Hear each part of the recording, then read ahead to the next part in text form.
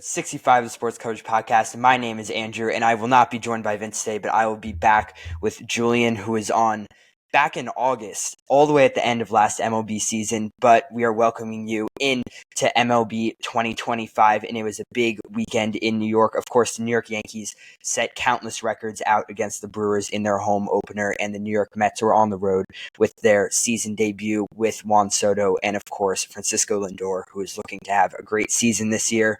Julian is well-versed in New York baseball, so we're going to have a lot of fun talking about everything we noticed this weekend in those two big series. And I say we hop right in with the Mets. But first, Julian, if you just kind of want to talk about what you've been doing lately as the season ramps up and where people can find you. Well, Andrew, first of all, thank you, and it's been cool getting to know you more through Latino, because, when you joined Latino and, we had the conversation, you had me on the podcast, so it was a nice transition for you. I tried to help as much as I could. I see you writing a few good pieces here and there, and I think it's very impressive what you're doing, especially at your age, because I wasn't, so I'm definitely going to commend you for that. And thank you. So we're doing that stuff with Latino, obviously, so everyone check them out. Our Esquina is where I have my new podcast, what we were talking about before. It is Yankees and Mets based, so like you were saying, well-versed with New York. I have about 10 or so episodes, depending how you technically look at it now. I started this thing back in, I think it was January now already, so we're starting to roll here. It's been around one a week. Might have to pick up more, we'll see. It's I don't want to be caught doing every series because I feel like it's too much, but I definitely have to do the first one because of all the stuff that took place, but I'm not going to recap every series probably. I just don't have the time for that, but I'll probably try to at least stick to weeklies. We'll have some guests in here and there. I've had Ricky Ricardo, Justin Shackle, to name a few decent guests, and there's been a couple others too. So sometimes they'll be solo, sometimes they'll be with guests. I will be running one tonight live around 6-ish, I believe, just before the Mets start against the Marlins. So I'm also writing on World Baseball Network, and my personal Twitter is Julian Guilarte 1 if everyone wants to check that out. And then Instagram's Julian Guilarte 11. Sorry that was long-winded, but I'm really busy. No, it's all right. Yeah, that's awesome. And this episode should be going out right around when you will be on with your podcast. So we'll direct everyone to that, and I'll get some. That's great. Thank you. I appreciate that. Yeah, I didn't know how that timing was going to work, but I said it just in case. So it's good that I said it. Yeah, that's perfect. So New York Mets, of course, they started out in Houston, both familiar foes for the New York Yankees, and Juan Soto made his debut out there in Space City. Just anything you notice, first of all, on Juan Soto standpoint. Of course, we don't want to talk about him too much. We're both on the Yankee side of New York, but he had his one home run. He got going. I think he's batting technically 333 right now.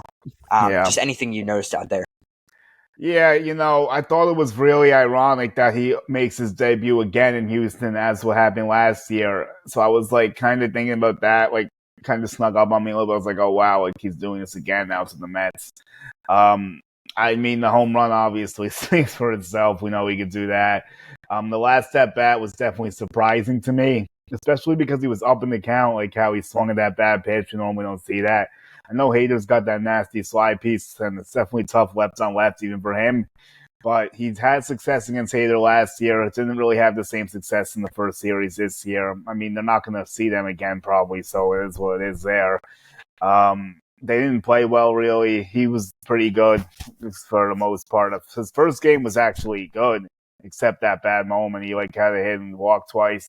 Hit that big home run the other day. There was no doubter. He loves hitting in Houston for whatever reason. Always hits a lot of bombs there. So, I thought the Mets offense definitely left a lot to be desired this weekend. I was kind of disappointed with their slow start, I would say, as a neutral observer. I think that, their pitching was decent. I don't really think that was a problem. I mean, they definitely lost a few low-scoring games. I mean, they're 1-2. It's not the end of the world, obviously. Last year, they started 0-5, so I think they'll be okay. It's tough to, take too many conclusions from the first three games. I thought Houston just, pitched better than them, it looked like. Yeah, and of course, the one thing going viral, especially from Game 1, is Juan Soto with that not-so-great-looking strikeout versus Hader at the end of the game there, and that's what a lot of people took away from his Mets debut. Then next day, like we mentioned, he kind of puts his foot down. He hits a bomb to the second deck in Houston, which is pretty hard to do out there in Yeah, right. no, it's a nice shot. I'll give him. He hits the ball well there. Like we know what happened in the World Series. Obviously, we know what he did last year in the first 4 games for the Yankees. There, like I don't know what it is, but like he really likes hitting in Houston for whatever reason. His numbers Yeah, there are like really good too. He'll probably try to find him quick. But like, I'll definitely do that for fun. But I think like I mean, you're looking at these games and there's barely any offense on either side. It was like pitchers duels galore. Like 3-1 loss the first game where Soto has the bases loaded. They win game 2, 3-1, and then they lose 2-1. Yes, on Saturday. I'm confused with all these off days, but Saturday. Um, I mean, their pitching did pretty well for the most part. I gotta say, they barely gave up any runs. They just didn't hit. yeah. McGill threw the No, ball really well. yeah. I was pleasantly surprised with the pitching, like you said, from both sides. I think that the Mets rotation is going to be better than a lot of people think this year, and Yeah, especially Clay Holmes out there. You were down in spring training, and you kind of had tweeted about Clay Holmes down there getting in his longer pitching appearance reps. So, do you yeah. think that he is really going to be one of the number one stars in New York? I don't know about none of the number ones. I feel like that was kind of finicky to me, but I think he could be like a solid starter. I just don't know like how many innings you're gonna get from him realistically because I don't even know if he's ever thrown 100 before. I doubt it.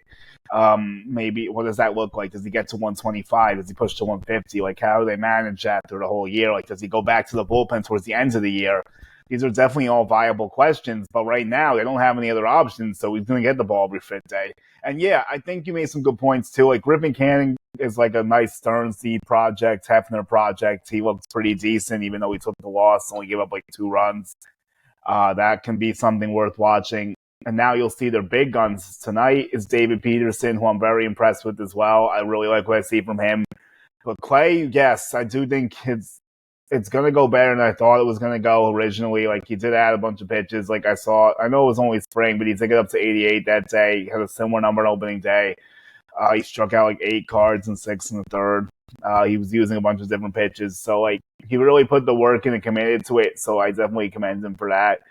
And then Senga's gonna pitch finally. I think tomorrow he goes, if I'm not mistaken. So like it's kind of weird how they put Peterson and Senga 4 or 5. I'm not sure like what the thought process was behind that. Yeah, yeah. I do think that their rotation order is definitely a little interesting. I know, of course, Senga didn't necessarily have the best first season or first appearances in the MLB, but he's still going to be nasty, and he's going to be an important piece of the Mets rotation this year, along with Clay Holmes, as he starts to try to learn how his starting role is going to fit in with this organization. And then on offensively for the Mets, we talked about Soto, but then Francisco Lindor, who was projected to have an amazing season this year, I think he is still hitless after the first series. He has 1 RBI, which I think came off a sac fly or something, so no decision there. But yeah, Francisco Lindor, what do you think? Because he needs to heat up soon. Well, he's using the famous torpedo bat, and it's not doing the same results as the Yankees are getting, obviously, which we'll get to later. But, like, for Francisco Lindor, I mean, he always starts poorly. I don't know what it is, but he's not a good player in March and April. So am I worried? No, not really at all, because by the end of the year, when you look at the back of his baseball card, he's going to put up like a 5 or 6 WAR. He's going to have like close to 30 home runs. He'll have like 80, maybe 75. He'll hit like I guess 260 to 280 maybe, depending on the year. He's not like a 300 hitter, I don't think, really. But, like, he'll get his on base is, like, okay. It's not awful. It's not great. And I think, like, I don't know why he starts slow, though. Like, it's something really odd. Like, I know you remember this, too. Like, Mark Teixeira was a notoriously slow starter, no Yeah. matter what, every single season. So, like, I don't know exactly what that is, but we've seen this from Lindor a lot, especially with the Mets in April, and people always get pissed, and then he always makes them and everyone's always like, oh, never mind, like a few months later. Yeah, exactly.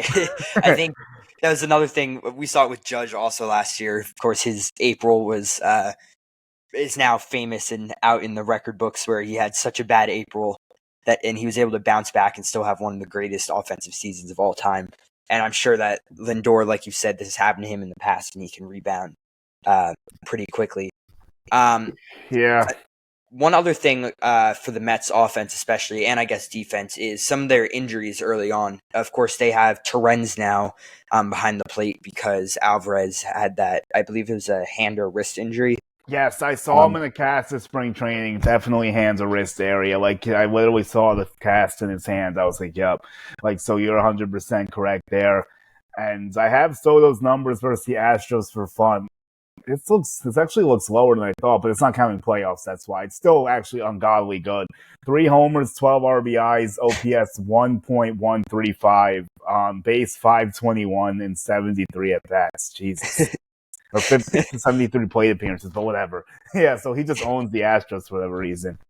Yeah, that actually is interesting because, of course, last year's series with the Astros, we had all those injuries, and I remember Clayton Beeter in that first game came in for his MLB debut after we started to kind of whoop them in that opening series, and Soto definitely played well then, and that's I think when New York really woke up and they were like, hey, this might actually work out for us, but a year later, looking back on it, not as great memories now, I would say. Yeah, a little bit tough. I mean, he even has to show good defense. That they were like, oh, his defense isn't that bad, Like, he might actually be better than we think, and it was not better than we thought. The only thing that was better than I thought was his arm, though. I'll give him credit for that. I didn't realize he had a decent arm out there. He actually can throw a few people out if you're not paying attention. His range has just got awful still. He's still an amazing hitter. I'm not going to take that away from him. When spring training, I saw him drop a fly ball and like practice. I'm like, yeah, it's definitely him. It was like going in too. I was like, even before he dropped it, my friend was like, is that him? I'm like, it was Fari actually. He's like, is that him? And he looks too skinny. I'm like, no, it's definitely him, bro. I could tell like by the way he wears his socks and like the shades kind of. But like it's gonna look thick and like the presser, but like he definitely lost all that extra weight, whatever the hell that was. But yeah, Mets injuries, real talk. So like Francisco Alvarez is important to them, but Torrens is capable, as we saw. It's kind of crazy. Like, this Yankees catching depth is like a fountain that never stops. Like, he was a Yankees catcher everyone forgets about. Like, he could have maybe had some appearances for the Yankees, too. He was definitely better than people thought. He definitely was okay for the Mets. I know his defense is very good. I know it's the offense is, like, in the question probably with him over, like, a larger sample size. Sanger making the team was interesting. Sanger and Senga's like taking me for a twist. Like it's like really messing me up. And then you look at McNeil. I mean, I know when I was at spring training, Mendoza didn't have a timetable for him. I'm not sure if that changed. I know Brett Beatty was playing second a little bit. Yeah, he was. He looked great in spring. It didn't translate yet. I think people got to give Brett some more time. He's not going to get the consistent at bats because he's kind of in a platoon situation with Acuna. It seems like, unfortunately, it looks like Brett's going to play against righties. Acuna's probably going to play against lefties, I would guess. They have a million outfielders, so I don't see any of them really going to the outfield. Probably. I know Mendoza mentions Acuna in the outfield though. I don't know if I ever brought that up, but he did say like watch for him in the outfield too. Yeah. I was going to ask you about Brett Beatty because I watched a couple of his at-bats from the last game of that series, and him at second base, I feel like a lot of his game this weekend looked just pretty unnatural. Yeah, I don't know. It looks really good in spring, too. I know like it's not the same, and like you can't always take that with you, but he was playing good defense at second and playing good defense at third. I was like, oh, maybe this second base thing could work, but like maybe like once it's a real game, it's different. Like I understand that as well. I mean, he kind of like he has the build to play second too, I guess. Like if they want him to, like he's not really too thick, so like it could work, I guess. Yeah. I don't know. He's probably more of a third baseman, I would still say, but they have Vientos, so I mean, he's only had 5 at bats, so I think people need to let him settle in a little bit. Obviously, it hasn't been great, but yeah, I get what you. It didn't look quite as great as we saw in spring, and that happens sometimes. Yeah. Well, I think that's good on the Mets standpoint, and I think the Yankees weekend was definitely a bit more entertaining, especially for us. So yeah, I don't even know where we should start. I guess we should start with Carlos Rodon. Yeah, Carlos Rodon, opening day starter. We all know what happened with Garrett Cole, and of course there's some other names thrown around for who could start. But I think with Schmidt going down, Heel going down, Rodon was really the right answer there. Yeah, I think so too. And we saw I think the outing was very good. Of course, it was overshadowed by, I think, some of the other stuff that happened this weekend, some of the other stuff that happened even in that game. Of course, we see Yeah. Austin Wells hit the short porch pretty early on, which is definitely something that he's been training to do, and that's why we have him in that leadoff role. So just from that first game, I just want to talk about Carlos Rodon exclusively real quick. What did you see from him? What did you like? Any improvements? Yeah, I mean, he's throwing more of his pitches. I know he's adding a sinker that's being talked about a lot. He was really just a big fastball slider guy when he came over to the Yankees. There was like occasional curves, occasional changes. You're seeing more and more of that because, like, I think what happened was the people timed up his two pitches. Like, he was becoming a two-pitch pitcher, and they weren't working enough for him. Like, the thing is, like, if one of them wasn't working, he was screwed because he only really had a solid two. So that was definitely his problem year one, along with health. Last year, he saw it get a little bit better, but there was definitely some times that were not great either. But this year, like, he had a very good start to the year. I think, like, if they weren't building up still, I would have liked to see him finish those 6 innings probably. That's my only thought I would have, but it's not a negative thought, really. I thought he threw the ball pretty well. He's getting a few strikeouts on different pitches, too. And I think he was the right call for several different reasons because Max Fried already had his timing was set already. Like, they didn't want to mess up the days. And also, Max, like, you didn't want him to have to start that first home game, like, as a Yankee, like, without, like, getting anything behind him for real, I would say, in a sense, because, like, he was signed to be the Yankees' number 2 starter. Like, I know he's an ace, and yes, he's going to be their ace now because of everything that took place with Garrett. But in essence, he was always supposed to pitch the second game of the year. I think they did that right. And, yeah, that first game, I guess we'll try to do the first game. So Rodon was great, pretty good. Austin Wells was phenomenal, obviously, in that first game. And then Volpe hits the homer, too. And his start's been encouraging as well. Like, both of those guys are so important. And just to lead off the game with the bomb for Austin Wells, like, all the talk about him leading off, with the Yankees never having a catcher lead off. And there it is. It makes Yankee history being the first catcher to hit a leadoff homer. I think he was, like, the first catcher to do an opening day also, if I'm not mistaken. Yeah, like, there was definitely a couple layers to it. That was one of them. I saw one that was like since like 1902 or something. Yeah, something was like 1900, like something weird. So I'll say that's first. That's first enough for me. So, and we're talking like 125 years. So, I know one of my buddies asked me down in Tampa, he's like, have you ever seen a catcher lead off? I'm like, yes, but it's rare. I'm like, it happens like on rare occasions. Like Russell Martin did it a few times. I think maybe John Jaso used to do it, if I'm not mistaken, or something Jaso, I think, like for the Rays maybe. There's a few rare situations. I think the best one to do it, actually, I think you'll like this one too. Let's see if you remember. How about, I'm going to go back. The Pirates and Jason Kendall. Whoa. You might not know him, but he, I've probably heard know of him. Yeah, that's interesting. Yeah, he used to do it sometimes because he was like a smaller catcher, had a little bit of speed, so he would do it sometimes. But they go right back to Goldschmidt though, like, and then Goldschmidt gets it against the righty too, which was interesting yesterday because Savali had reverse splits. But like, I'm okay with Wells leading off. I thought it was a cool idea because, like, I've also said, and we've talked about this before, he's also faster than people think. Like, he'll steal definitely. He's not going to steal hitting in front of Aaron Judge, obviously. But he could steal a few bases here and there, depending on the situation. Yeah, and the other thing I was going to mention is I think about a month into spring training, the Yankees had put out, like, one of their like filmed videos where it's all like edited. And it's like the story of Austin Wells. Of course. Yeah, I remember, He came second in Rookie of the Year voting last year. Second or third? Oh, no, I think he came third, right? Was he behind Cowser? Did Cowser beat him, or was he? I think you might be right. He was second or third. He was one of the Hill was first. Regardless. For the Rookie of the Year. Yeah. But the thing that I always found interesting about Austin Wells is he wasn't a catcher really until his time in college, and then even after that, because in college he definitely struggled, and they showed a bunch of clips in that video of him just having trouble catching, just taking bad bounces behind the plate, just everything not going great for him. And I think that's played into the type of hitter and player he's become, because he's not one of those catchers that's more like heavy set and kind of just there to hit some bombs, maybe fourth or fifth in the lineup like we used to have with like Gary Sanchez and those kinds of guys. And he's a Yeah. different type of catcher, which I've really, really, really enjoyed watching.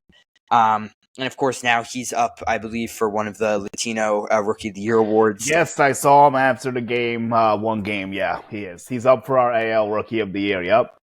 Yeah, so, but I think that Austin Wells, just the type of player he's developed to be just because of the interesting career path he's had, especially at the catcher position, has allowed him to become just a different type of catcher that the Yankees have never really had before. And that's obviously true because we've never had one bat leadoff on opening day. So I think it's been really cool to see what he's been able to do.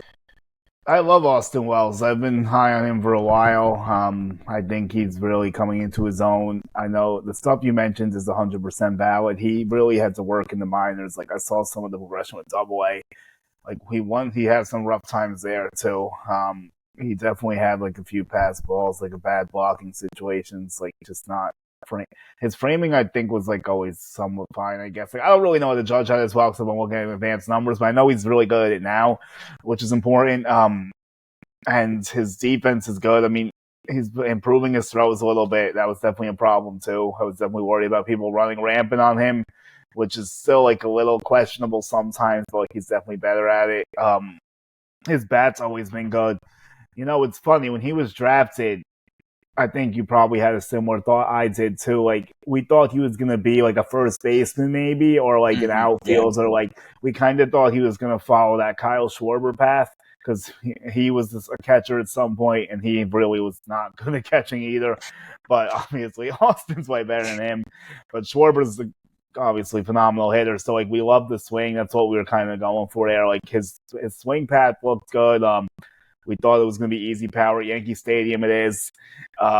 We thought like maybe he would play some first and some corner spots because of this enhanced speed for a catcher, like for the outfield a little bit.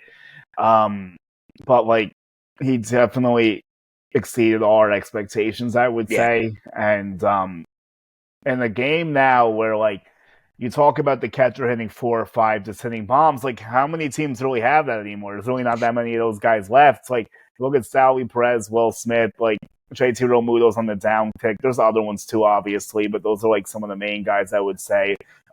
Contreras from Milwaukee's actually really good too. Yeah. But there's other ones, obviously. But like Wells is in that ilk of like the elite catchers now, which is like really exciting. Yeah.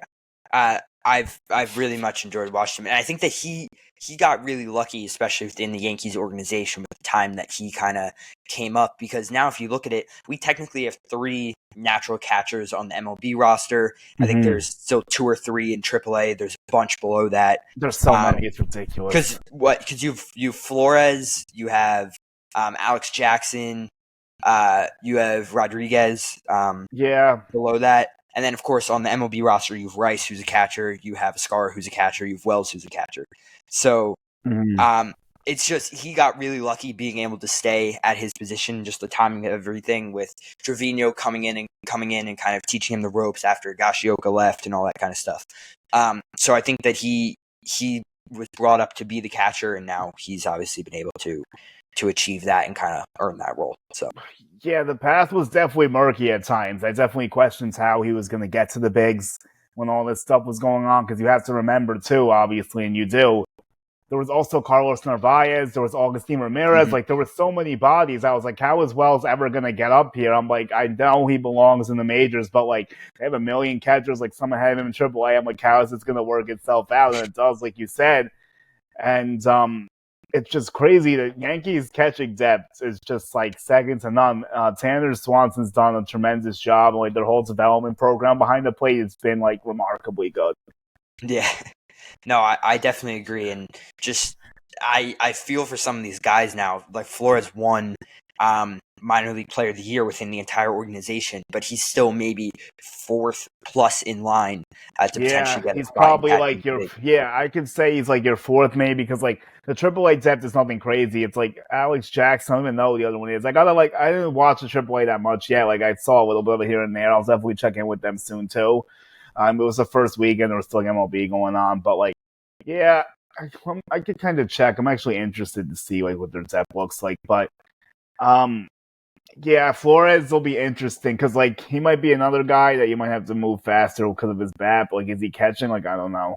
That's the issue. Yeah, because he played some other infield positions in Somerset last year. So Yeah, he did some first base. I know. I feel like Jesus Rodriguez to me probably. I'll go. I know you did bring him up briefly. To me, I don't think he's gonna be a catcher just because they have so many different catchers. He could play like all these other positions. Like I think he'll end up playing somewhere else probably Mhm. if he stays with the Yankees, which is obviously right, going of to be course, yeah, questionable too. Same thing with Flores. I mean, he could be a trade trip too. Honestly, with all the catchers they have, like I wouldn't be shocked. But yeah. we'll see. Yeah, it's gonna be interesting. I think this is gonna be a big year for Yankees farm system because Well, you we had a bad year last year, so they need to bounce back this yeah year. Last year was a train wreck because, like, honestly, like I hate saying because I love all these guys, but like, um, it was a train wreck because of all the injuries too. Like, it wasn't strictly just performance based, but Mhm. there was definitely a lot of rough stuff going on in the system last year. No, yeah, and we talked about Spencer Jones way back in August, and what are we supposed to do with him? And we have both kind of said trading isn't really the best option at the moment. Because it was And I valued still think down, that's the yeah. case. I still think that's the case. And my idea was that he would be on kind of a Anthony Volpe type fast track, where he had that 1 year where he played all Double A, then he played 2 weeks of Triple A, and then he was up after spring training the next year. And I think that that's what's going to end up happening with Spencer Jones. I don't think we see him in the bigs at all this season. Not even September call ups. I think there's still guys ahead of him. Yeah. And I just think that Spencer, he needs to, of course, strikeout percentage. I think if he could get his strikeout percentage down this year, he's a lock to be on the opening day roster next year. But, that was his main issue holding him back, and I just don't know how much he's been able to improve it. Yeah, I'm a little bit worried about him to be honest with you because I think it's alarming he's starting in Double A again, personally, Yeah. because he's already been there for like a year and a quarter around. I covered him in 23 towards the tail end when he got the call up, and I Mhm. just think like I thought they should have just sent him up because first of all, like our outfield depth above him, there is a few guys ahead of him in theory, but like besides Everson Pereira, like who else is like firmly ahead of him? No, I don't yeah, think there's I think anyone. that's definitely interesting because we need a left fielder soon, and I'd like to see him work out in left field a lot in the minors this year because I think that that's the position he's going to end up. Well, you know who's actually intriguing too? What's his name? It's Ismail Imagna, or however you say his name. That guy's Oh yeah, intriguing. yeah. I'm totally botching his name, but so Spencer was called up in August of 27 to 2023. So we got like a month and a year. It's still a lot of time. Like not that much in 23, but still, like I would have liked to see him in AAA by now. Yeah. Yeah, I I don't. saw Ismail playing a lot of infield actually at the spring training games that I had gone to. Um, but yeah, he's Yeah, up he there. definitely moved around a little bit. Yeah, but he's going to be the left I fielder, think I he's think, like up your there. Blake Glass in case of him. Yeah, I think he's like your break glass in case of emergency outfielder right now. I view him as like the sixth or seventh outfielder, probably. I would Yeah, no, say. I would definitely agree with that. I think the outfield we ran this week was I enjoyed watching, obviously, because good performances all around. But I'd like to have a Yeah, true Ismail left fielder up there. Mongolia. There we go. Yeah, no, Yeah, yeah, his name's a I little knew bit who you were talking interesting, about, but but yeah, but let's talk about more about the major league outfield because okay, yeah, my bad. Yeah, we still haven't really yeah. So, gotten what are your to thoughts on like? Yeah. what were So, you gonna what are say? your thoughts on Dominguez situation? Do you think they're treating it right, or do you think he should be playing more? I feel like he should be getting that run, especially because, like, I know the games have been close, but I mean, the only close game I was actually worried was the first game. The game yesterday wasn't actually like close. It was like a 4-run lead, I think. When they took him out, I was like, they probably could have just kept him in. Honestly, actually, it might have been 5. No, wait, was it 5-3 when they pulled him? Was it 7-3? I think it was 7-3, right? I think it was 7. Yeah, Yeah, you could have kept him in. It's a 4-run lead. Like I don't really like him getting pulled early in these games. Like they're saying they're trying to make sure he doesn't make any mistakes, but like he needs to fully play and get all the at bats. So I don't know. Yeah, He's been okay hitting. He has like a solid single. I think he's made like already contact, but like he like doesn't have that many hits, I, homers. Like, how do you feel about it? if I'm being honest, I've been very pessimistic about Jason Dominguez pretty much all of spring training and most of the end of last year, like since his injury and surgery. I just think that I watched him play twice at spring training. One, I saw him take. There was an absolute bomb, I think, from maybe it was Tyler O'Neill at the Orioles game. The route he took to try to like track down this ball and potentially like take a chance at it at the wall might have been one of the worst jumps and routes I've ever seen in like spring training baseball. It was just by the time he jumped at the wall, he was maybe 10 feet like to the Oh, I left of where the saw it. ball It was actually tough. landed. I mean, it was still probably a bomb, but like he's definitely like to see. Yeah, his route to spring was definitely rough. Like, are you worried that his defense is going to be a detriment and that it's going to impact his offense? Is that I feel like that's what I'm getting from you. I just think it's going to be a liability. Of course, we didn't really have too much of a problem with with defensive liability this series, especially with the runs we were putting up. But there's Well, one yeah. play. There was one play in yesterday's game, or maybe it was Saturday. I don't know. They're all No, kind it of was blended at this yesterday. I'm point. happy you brought it up because, like, I think I was watching, but I didn't see it. And, like, I want to rewind, but I don't know if anyone posted it. It was, like, the play that Jackson Cherrio got the single on, right? This was, like, a Yeah, 95 catch probability. I didn't see it, though. yeah, he had the catch. So I if he gotta. maybe just reached out a little bit, he could have made the catch. It was just a low line drive. But then what he did, instead of like actually like picking up the ball from there, is he let it go off the heel of his glove like into his face and then escape from him. And Churio almost That's made the true. turn, almost made the turn to second, which would have been bad. But that was just a bad play all around. I think that if you're Yeah. gonna let it drop, you have to get it in your glove immediately after and fire it in. But even so, I think that pretty much any left fielder we've had in the last couple of years could have made that catch. I think Aaron Hicks would have made a better effort at making that catch than Dominguez did. So Yeah, I gotta watch that play somehow. I'll find a way to see it. I know it wasn't good. I mean, yeah, but thanks for giving me the description because, like, I kind of blanked out because, like, I was watching it, but I didn't see that specifically. Like, it was on, and then, like, I saw, like, he reached, but I didn't realize how egregious it was at first, but I'd have to definitely watch it and wasn't see, like, it wasn't like anything that Boone's gonna have to like sit down and talk to him about, but it was just annoying, right? Like we're doing so well, we're up by that much. Like take a chance at making a pretty cool play there. Like and it said a 95% probability too, which means he definitely should have caught it. So yeah, it might have yeah, been harder than that, but like I don't know how they figured out the yeah, probabilities. But like I wish someone had a video of it. But anyway, it's fine. yeah. Um, All I would say is that his bat needs to catch up soon yeah, because if we're they're saying no way. They're saying that it wasn't 95%. Like when people in the comments, like I agree with you. Based on what it probably wasn't that high. I don't know, but I don't think anyway, it it would was have been that nice high. to It was see him just make the annoying. play. Yeah. Yeah. But Sorry. I just think that his bat needs to start heating up soon, especially if we're seeing things like that so early on in the season. And I would hope that he starts to make some harder contact because we saw it in spring. We saw it through his entire minor league career, but a career like 140 batting average right now and just nothing to write home about. Pretty much like after his first series 2 years ago. I just think something needs to happen soon. Yeah, no, I agree. Especially with all his offensive questions, you would definitely like to see more from him. I know like I said, he smoked the ball hard once, but outside of that, I'm not really too sure what's been going on. He's like 1 for 8 so far, so it's a small sample size. I'm definitely not going to freak out here. I still have belief in the player, but um, yeah, I definitely like to see some things be better, no question.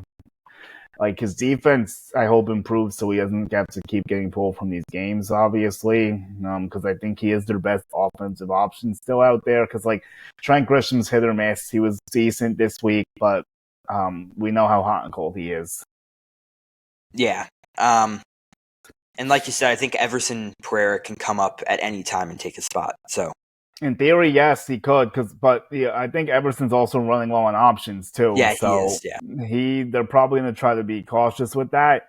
I don't think he comes up unless they absolutely need him, but we'll see. I know he's still trying to work back a little bit from that Tommy John too. I think he's hit like okay this week. I didn't like fully see him, but he's definitely an option, especially because they need right-handed hitting. Like they don't have any good right-handed hitting on the bench. Really, it was good to see Peraza hit that bomb. So that's why Everson. I think we will see him at some point, one way or another. I do agree with you. Yeah, it's funny the flip that the Yankees have made since like I started watching the Yankees almost like 8 years ago, really paying attention to it. We used to be such a righty dominated lineup, like I pretty know, much it's crazy. from Yeah, 2017 to maybe like a year ago. So it's crazy that the Yankees putting out a story saying we need right-handed hitters. That's one that of is the most pretty interesting wild. things Yeah. I've seen. Yeah, Yeah, and I talked to Ricky Ricardo about it too. We were saying the same thing. We were like, yeah, it's kind of odd how like all of a sudden they need all these righties when they always need the lefties. I mean, it's good and bad because like you have a bunch of lefties now, which is great, but you still gotta hit the lefties with the righties. I mean, they didn't have any issues hitting Nestor, but I don't know if that was the best sample size there. I don't know if that's going to make me fully believe they can hit lefties. I tweeted jokingly that they have no problem hitting lefties, but like I don't know if that's going to be sustainable, obviously. Yeah. I don't know. The whole Nestor thing just was like, it was so weird. I don't know if you saw, but he left the stadium as soon as he got pulled and just didn't talk to the media. And then he was just like, I don't know. That whole game was one of the most just surprising and entertaining things I've seen in a long time. It's really stunning still to even process what took place. Of course, Judge in that game.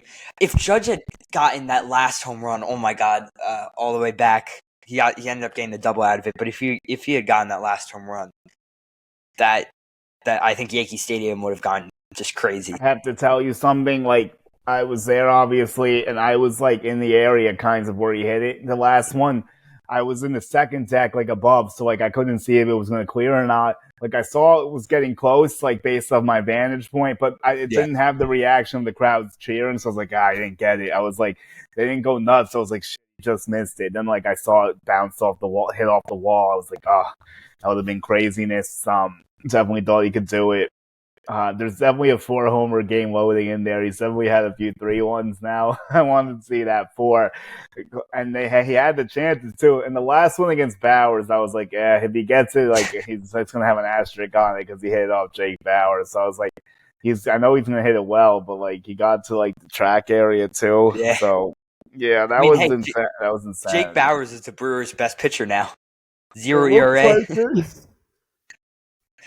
It looks like it based on what we saw the last 3 days, right? Oh my God. Yeah. I hated Judge's 4 walks in the last game of that series. He just hit the home run there, like, all right, we're done with this. Yeah, it definitely did take place. And then Jazz Chisholm made him pay, so that was good. Exactly. But yeah, I've been very, very, very happy with the middle of the lineup, 3-4-5 there. Cody Bellinger. Yeah.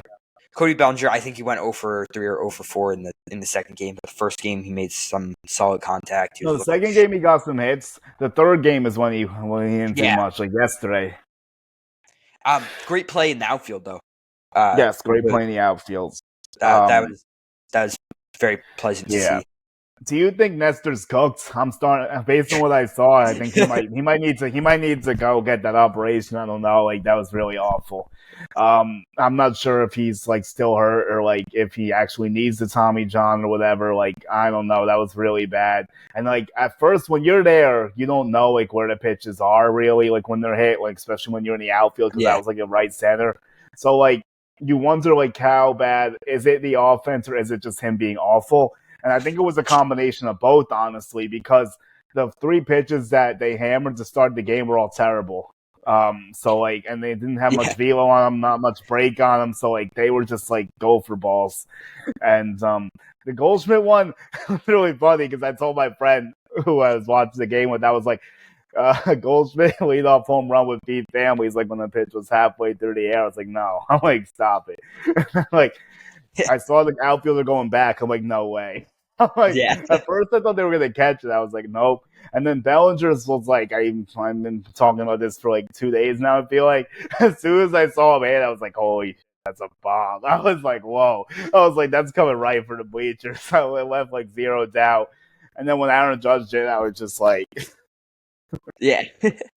I don't know. I think Nestor. I mean, all the memes that have come out of this game were very funny to see. So like, I think my favorite one was, instead of giving up 4 runs at once, let's give up 4 runs on four solo shots instead.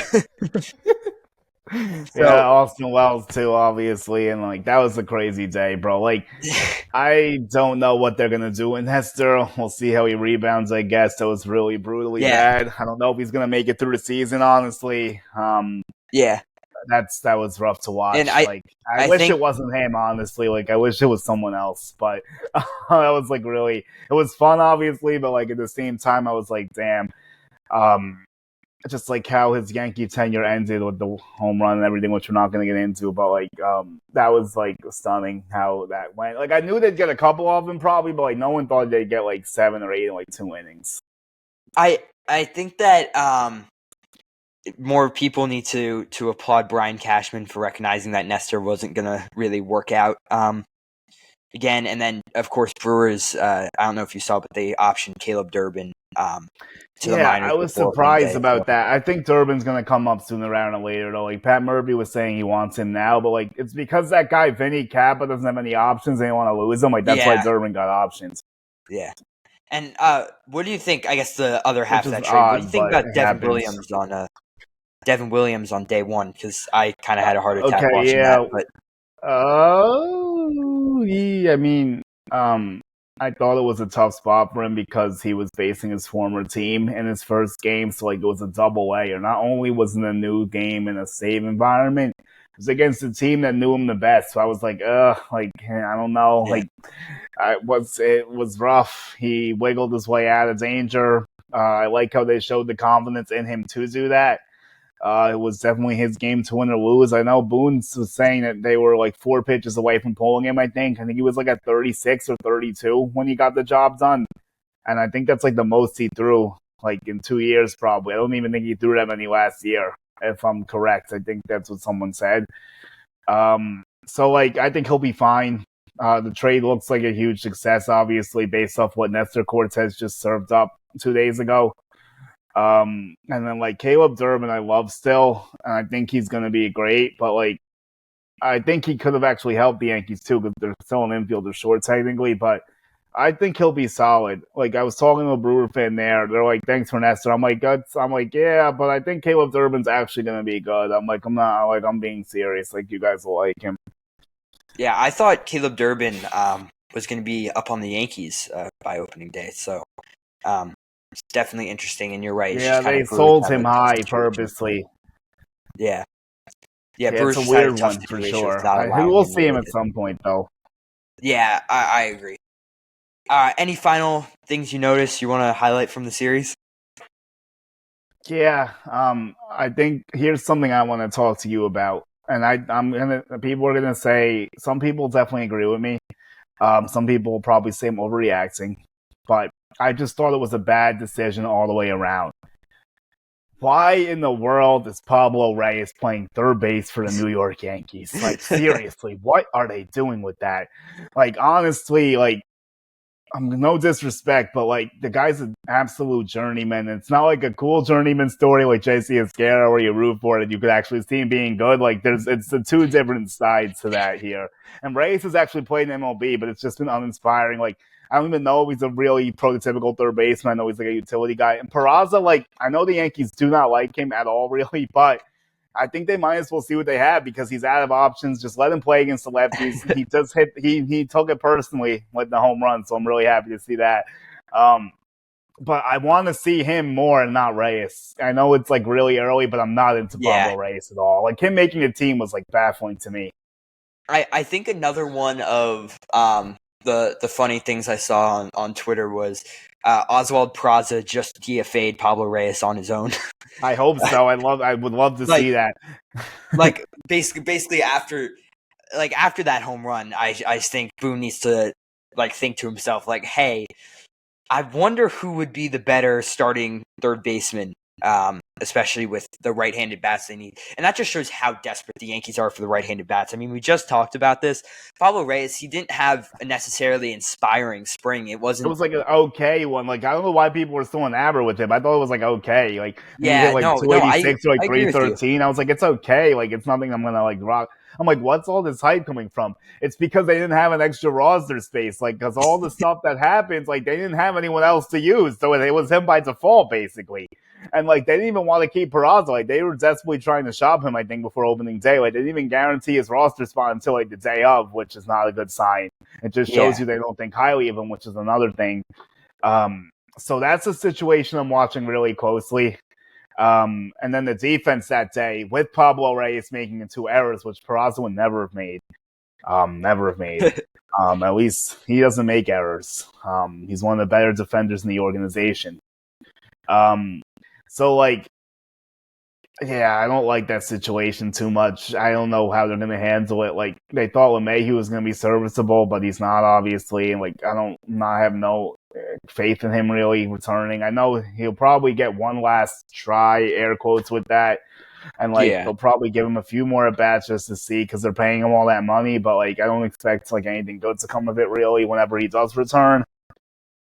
The Reyes situation is just like not good. Like, it's just like malpractice. Like, it just should not have happened. Yeah, and I guess one more question, kind of in the same vein. We saw Carrasco come in at the end to try to get kind of warmed up for the season there, and even down by as much as they were, the Brewers still kind of rocked him with a couple They pitches did that he threw rock there. him, yeah. I don't know what to take from that because, like, and I want to like continue that day, and then we'll close out. Like, the defense is definitely concerning still with all those errors, like what Reyes had the 2. I mean, he's not going to be playing in a big spot, so maybe I shouldn't worry about his defense, really. Volpe had 1. Jazz had 1. Fried even had a rough throw. There were 5 errors. Like, it sucks that they cost Max Fried the win on opening day. When they scored that many runs, he couldn't get a win. Like, that's like really frustrating. Like, he threw 94 pitches. Like, they really tried to give him every opportunity to win the game. But at the same time, you were up by so much, you couldn't have him throw 100 pitches just to get a win on opening day. It's just like they wasted so many opportunities with the errors that he easily should have won the game. I thought he had like a B-ish game, maybe B-ish game. It's tough to fully evaluate it because of how bad the defense was. But, like, I thought his stuff looked good for the most part. And then Carrasco, I'm definitely like, this is like so. At first, I was like, it's a really bad idea to have him in the rotation. Like, before all the stuff happens, I'm like, he's gonna be depth. Like, me and my friend Smith Bregman were talking about like him being in the rotation at some point. Obviously, not this early. We didn't think. I felt better about it watching him in the spring, but like based on the stuff with Clay Holmes and Brett Beatty, maybe I need to take my medicine and not translate the spring as much as I have been. Because like Aaron Judge, it's actually great. Judge hit a homer just before the season ended in spring, and then everyone's like, all right, let's play. And then he was ready to go. Like, he wasn't doing much in the early stages.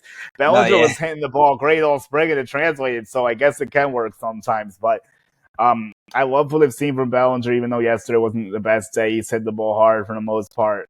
Carrasco's like, I think they're skipping his turn the first time through. I think that's why you saw him get that time. Because I think tomorrow's supposed to be Will Warren, if I'm not mistaken.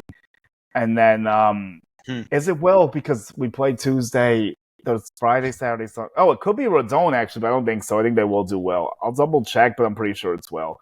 For Carrasco, like, you just have to hope he gets through 4 or 5 and doesn't kill you, basically. Yeah.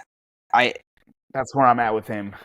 Yeah, I think that's the same for kind of the bottom of this lineup, or bottom of the rotation that's kind of been pieced together, at least right now. I think Boone's done the best job he can, just trying to get an actual MLB-ready rotation out there with the injuries he's had.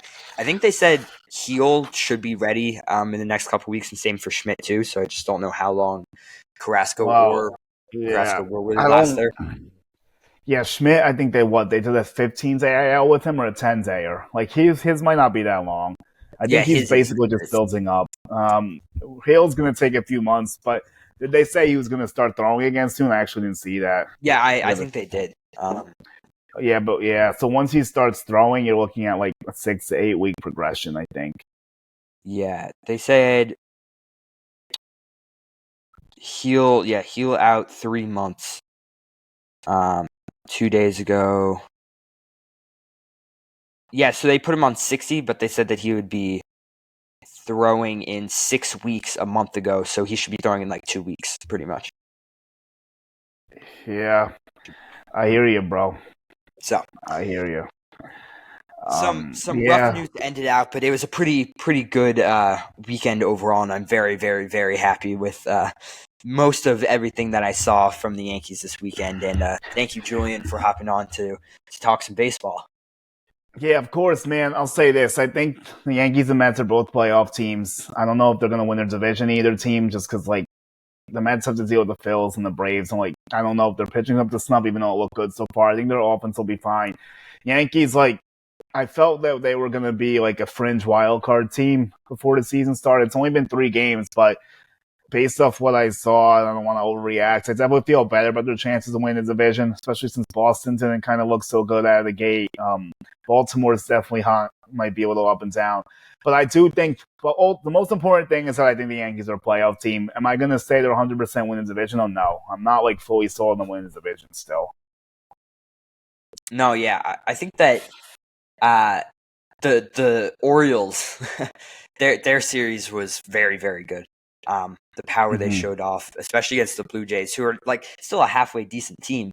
That's true. Yeah, I think the Rays kind of were disappointing against the Rockies to me a little bit. I would have expected a sweep probably. Yeah, Baltimore's still good. I agree. It's still a tough division, man. Like, it's like, yeah, it'll be interesting. I feel like they need to make deadline moves. Like, it's so early, but like they're gonna need to trade for another starting pitcher, and they're gonna need to fix that third base Pablo Reyes situation. Like, something has to be done about that. Like, Yeah. I don't know if Praz is gonna survive, but like Reyes can't be playing third base for the Yankees. Just no. Oh, yeah, I agree. Well, thank you everyone so much for listening to this episode of Sports Coverage Podcast. My name is Andrew, and I'm alongside Julian for this episode. If you want audio only, that'll be over on the Spotify. All the clips and announcement posts over on the Instagram. I'll link all of Julian's stuff in the description, but you can go back and he mentioned his Twitter earlier and all that kind of stuff he's doing, and check out his podcast.